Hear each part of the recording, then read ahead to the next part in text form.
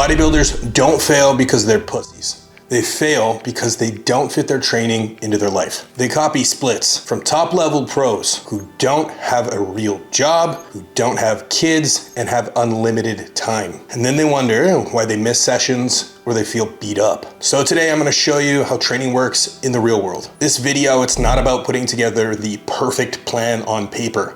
It's about putting together a plan that you can execute on week after week after week. By the end of this video, you're gonna understand how to build a training split that fits within your life, how to warm up effectively without wasting energy, how to actually train hard without fucking your joints up, and how to track progress on stuff that actually matters. This is training built for real bodybuilders with real lives. The first mistake bodybuilders usually make is picking a training split before they actually look at what their life looks like. Training, it doesn't sit in a vacuum. It sits on top. It sits on top of work stress, family obligations, sleep quality, and recovery bandwidth. Before you even think about how many sets you need to do, you need to audit your week. So you gotta ask yourself, when do I realistically have time to train? And which of these days is non-negotiable? And where within this are my recovery windows? And your split needs to be built up off of that. This is why I generally use these three options. A 3-day split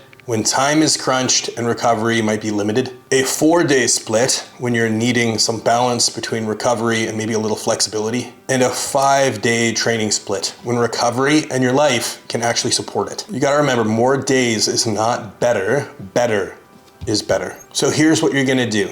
You're gonna audit your week right now. And you're gonna plug in those training times that are non-negotiable. Those are gonna become the anchors in your life. Once your time blocks are clear, now we can go on and we can talk about the priorities. You need to understand your goal, your recovery, and of course your schedule. That's gonna determine which split you're gonna use. Most people actually use a training split that's somewhere within a 3 to 5 day session window. A 3-day push-pull leg, a 2-day upper-lower, and a 3-day push-pull leg, upper-lower. Generally, I like to program these in 8-week blocks because the best program, you're gonna be able to run for 8 weeks without really any hitches. If you can't, you need to reassess. Most bodybuilders waste so much energy on warm-up sets. Endless warm-up sets, chasing a dirty pump, or just throwing some extra volume in because you think it might be the right move. The goal of a warm-up set is to be prepared, not to be exhausted. It's readiness for our work sets. What we're looking to do is prime the nervous system, get the joints warmed up, and then we can slowly ramp that up towards our high intensity work sets. Ask yourself, if a warm-up set isn't gonna benefit your top set,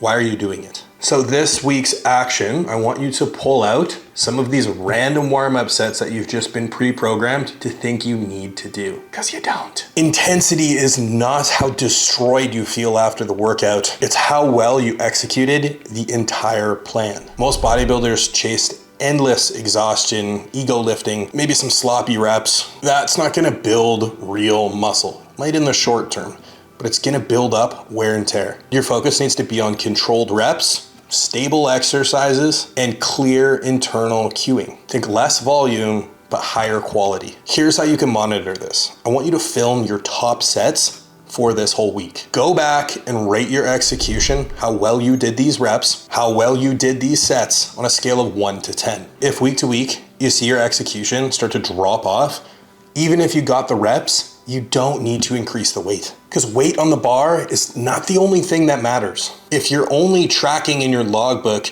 how heavy you're going, you're missing the point, bro. You gotta track the intensity of the set, the quality of the set, and performance trends within that logbook. You can even put some notes around how those felt. Progression doesn't mean that you're just getting stronger week to week.